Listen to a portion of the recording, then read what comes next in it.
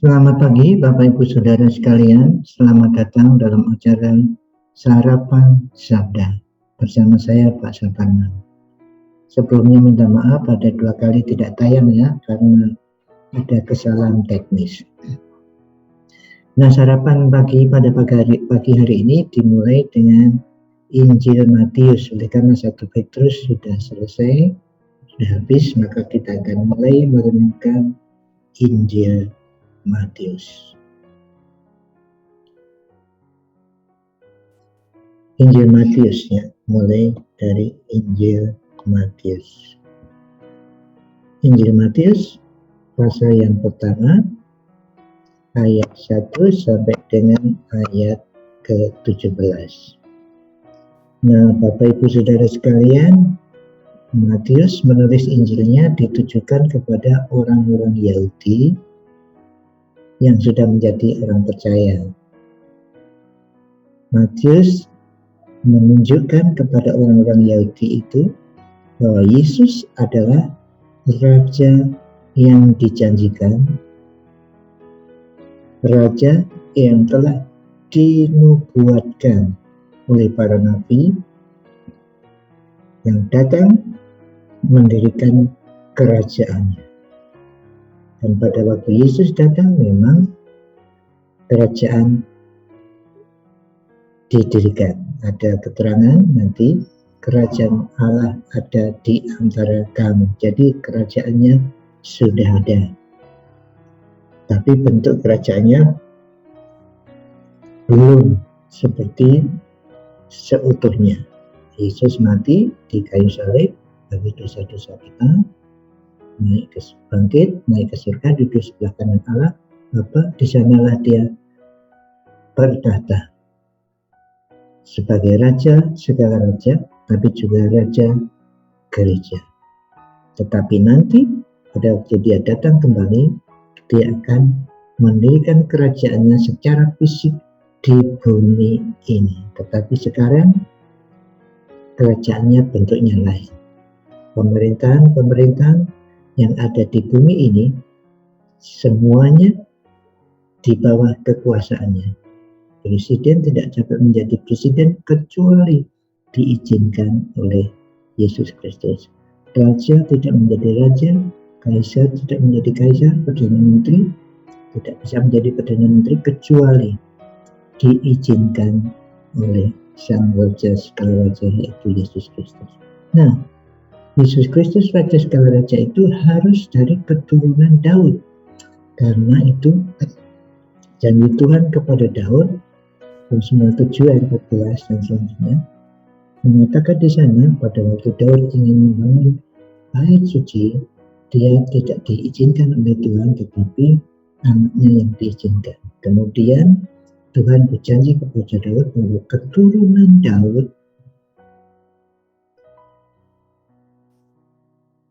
akan menjadi raja, Salomo betul. Kemudian ada keturunan dan tahtanya kekal.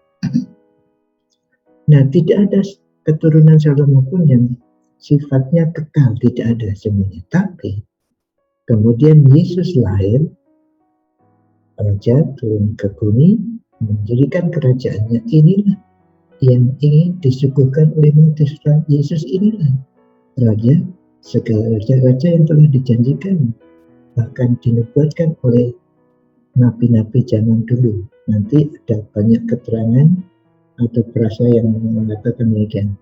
Hal itu terjadi supaya genaplah yang difirmankan oleh nabi. Ada banyak ungkapan seperti itu diulang-ulang dalam Injil Matius. Nah, raja itu harus keturunan Daud, tapi juga harus keturunan Abraham. Karena keturunan Abraham dijanjikan akan menjadi berkat bagi segala bangsa. Dan ternyata Galatia 3:15-16 di sana dikatakan keturunan Abraham itu tunggal, bukan keturunan-keturunan. Dan Paulus membuktikan bahwa keturunan Abraham yang menjadi berkat keselamatan bagi segala bangsa itu adalah Yesus Kristus. Jadi Yesus Kristus raja yang dijanjikan mendirikan kerajaannya, keturunan Daud dan keturunan Abraham.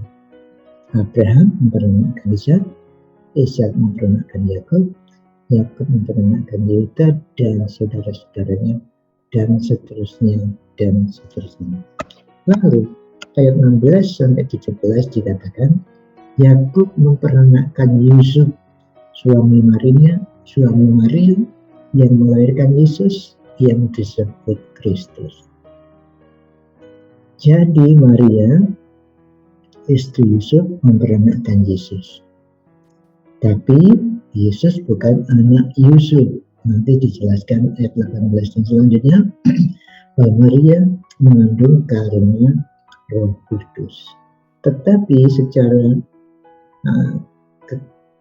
kehidupan sehari-hari yang dilihat adalah Yusuf bapaknya Yesus.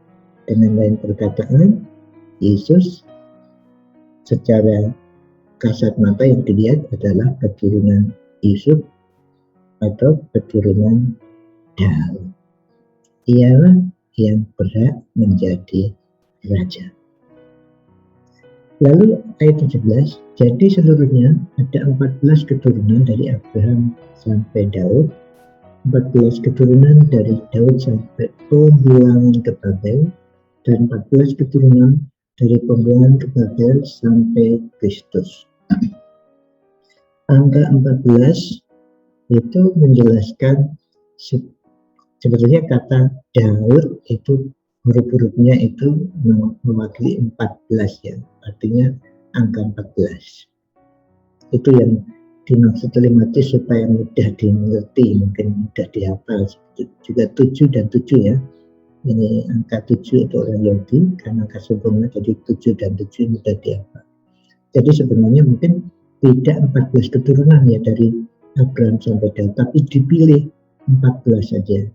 Jadi memperanakkan itu menurunkan, bukan berarti anaknya, tapi bisa juga berarti cucunya, seperti itu. Nah di sini jelas sekali Daud naik tahta. Abraham kemudian sampai Daud, di dalam Daud kerajaan dinaikkan atau tahta Daud berada. Tapi kemudian sampai ke Babel, tahta Daud hancur, runtuh ya, tidak ada lagi kerajaan Israel. Seterusnya tidak ada lagi, bahkan baru sampai tahun 1948 ya ada negara Israel itu. Jadi di Babel,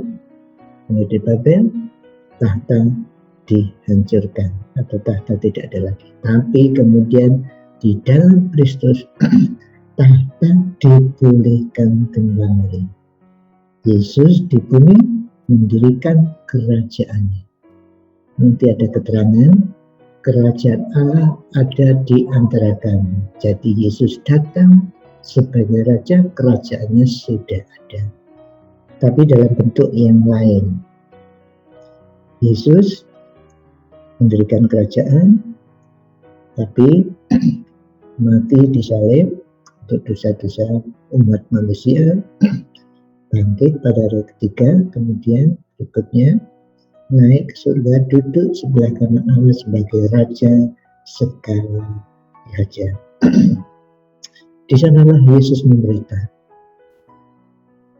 Bumi serta isinya di bawah kuasanya.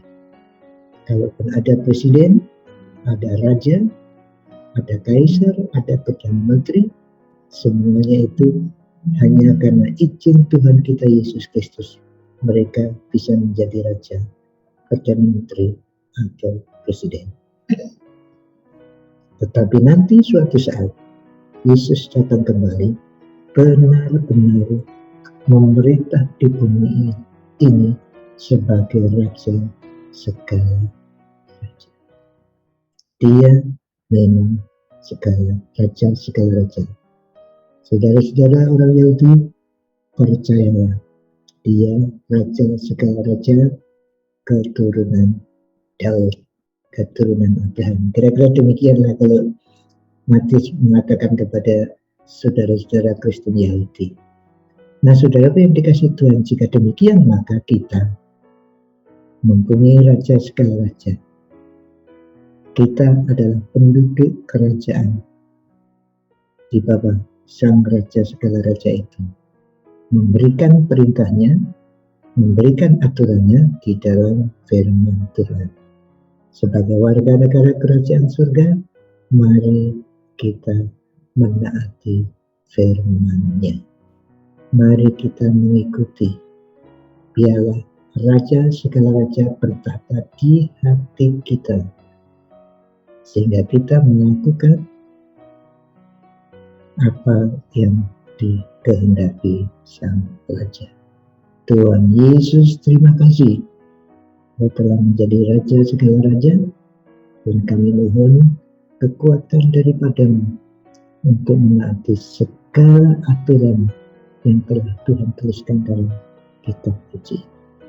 Biarlah kehidupan kami sehari-hari mencerminkan bahwa kami adalah penduduk kerajaan surga yang ada di bumi, sehingga hidup kami memancarkan surga di sekitar kami. Terima kasih Tuhan Yesus. Terima kasih. Amin.